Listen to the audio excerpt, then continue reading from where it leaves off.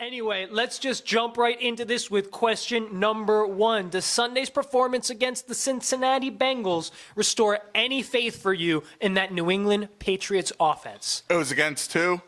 The Bengals? Yeah, I think that's what I said, yeah. Okay, next question.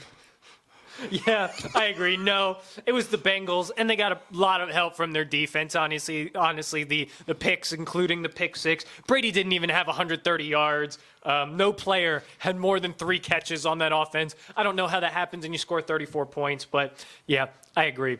My feelings haven't changed. Will Freddie Kitchens be one and done?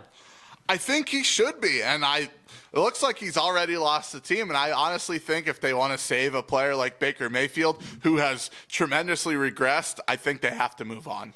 I think they should as well, but they won't, because John Dorsey's ego's too big, and he doesn't want to lose on the Odell and Freddie Kitchens decisions. He's already going to lose out on Odell. He's got to move him. I think he gives the Freddie and Baker experiment one more season to see if it works. I agree, but I think that's what they do. It's the Browns. Do you expect anything but mistakes? Okay, kind of segueing off of that, how confident are you that Baker is actually the answer at quarterback in Cleveland? I'm a lot less confident than I was at the beginning of the year, that's for sure. I just don't know what happened there. He doesn't look like the answer. Say they do move on from Freddie, though. That's 3 years, 3 coaches for him. I mean, you got to think about all the scheme changes, the playbook changes. But yeah, I'm not so sure right now. Yeah, man, I really did love this guy early in his career. And then when the year started, I had a lot of optimism for what he was going to do for the Cleveland Browns. But the swagger that he tries to pull off doesn't really work when your game is garbage, and he has been terrible. Like, he was known as he's gone from being known for his accuracy to being the most inaccurate quarterback in all of football when Jarvis Landry and Odell Beckham Jr. are his 2 wide receivers. Like, that's just inexcusable. Noodle arm Eli made look good with throwing Seriously, Odell. Like, he just looks so bad. And we've seen quarterbacks come out hot their first year. Some people get some tape on them. They regress a bit their second year, usually not to this extent, though. Really, it's the 3rd year that's the kicker for these guys. So Baker, next year will be the year that he needs to show whether or not he's worth that 2nd NFL contract. Keeping with the quarterback theme, do the Chargers need to draft a quarterback in the 1st round of this year's draft? Yes, absolutely they have to. I mean, don't get me wrong, Phillip Rivers still has the fire there to play. But boy, is he turning over the ball at a ridiculous rate anymore. It looks like he still lost a step. I think that 20th kid has really finally played a toll. It only took 20 of them. Yeah, man, he's got a lot of kids. So my answer is no. They don't have to draft a quarterback in the 1st round. So that's especially if they're not in love with Herbert and Eason. I'm not, but if they are, yeah, I guess you can go for it. I'm not saying you shouldn't draft a guy in the later rounds, a 3rd or 4th round guy that you feel like has some high upside, an overachiever guy like a Dak Prescott or that sort of talent. But I think they should go get Cam because, number 1, it would make a splash for the move to L.A., give people something to get a little excited about. Number 2, that roster is not totally broken right now. Like, they have some flaws. They had some big injuries this year. But a healthy Cam does make that team at least a semi-competitor in the AFC. So, I don't know. Like, it's a bit of a risk, but I think you can focus on rebuilding some other aspects of your team and wait for a more promising quarterback class.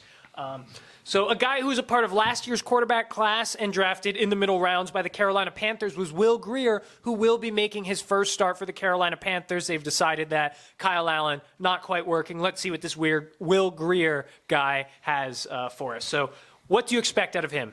I expect him to prove the Panthers wrong for playing Kyle Allen all these weeks. Will Grier's my boy. Come on, man. Light it up. No, seriously, I don't know. I don't think there's going to be much come out of him. Come on, after that. I thought you had all this confidence in Will Grier. I was getting excited I like to the move. him. I think it's a great flyer. We'll see. I mean, I don't really think this game he'll have anything, but let him play out the season. It's only 2 games, but yeah. What you're going to see from Will Grier this week is a bunch of handoffs and checkdowns to Christian McCaffrey. So right. I, like you, I did like Will Grier coming out of West Virginia. I thought he was a high upside player as well. He kind of reminded me of Baker Mayfield a little bit of swagger to him, a little bit of attitude, but he really could sling the ball all over the place. But NFL coaches decided that undrafted Kyle Allen was better than him in training camp, and I think there is a bit of a reason for that. Right. He could come out and win a game or 2 like Kyle Allen did, who did it by a bunch of handoffs and checkdowns to Christian McCaffrey. So I sense a person that should stay there the whole time, and that's Christian McCaffrey. That's someone that they should make a constant in that offense. Someone who's been a constant for the Giants for what seems like 45 years at this point is Eli Manning, who looks like his tenure as a Giant is coming to an end after this season. Question is, do you think Eli should give it a shot to go play somewhere else? Yeah, why not? If he still thinks he has it, go for it. Are you kidding me? Look what he did to that Eagles defense. If he goes to a team like the AFC East, Why?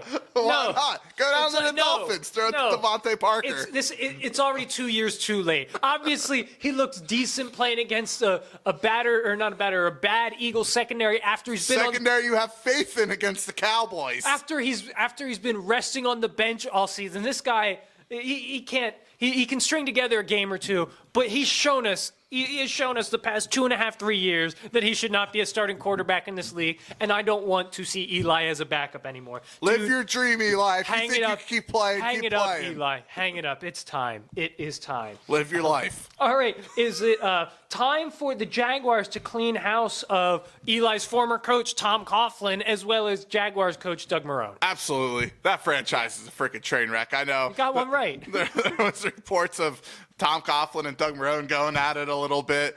They signed Nick Foles and didn't even give him a chance to really prove what he could do down there. It's a train wreck. That franchise is a joke. I 150% agree. They had a really promising and special core and culture on that defensive side, and within a season and change, it just totally disappeared. This defense is horrible. Look what happened when they got rid of Blake Bortles. Yeah, how they get worse getting rid of Blake Bortles. I know. Anyway, that's on coaching and management, and there's no reason that those two guys should keep this job past this season. End of story. Last question here, kind of a mixed NFL and college question. So Joe Burrows just recently won the Heisman. Congrats. Question, do you think he should be the number 1 overall pick, and how successful will he be as an NFL quarterback? Listen, I personally think Chase Young should be the number 1 overall pick. He's by far the most talented, but that won't be the case. We know the NFL. We know their love for quarterbacks. Joe Burrows will be the number 1 pick of probably the Cincinnati Bengals.